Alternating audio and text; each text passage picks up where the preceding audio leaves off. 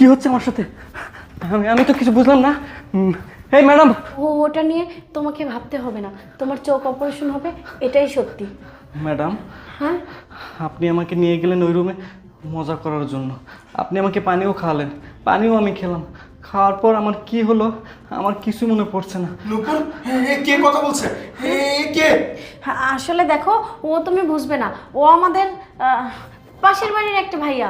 এই, আপনি এসব উল্টাপাল্টা কথা কি বলছেন? হ্যাঁ, ম্যাডাম, আমার ব্যাগ, আমার টাকা পয়সা কিছুই তো আমি পাচ্ছি না।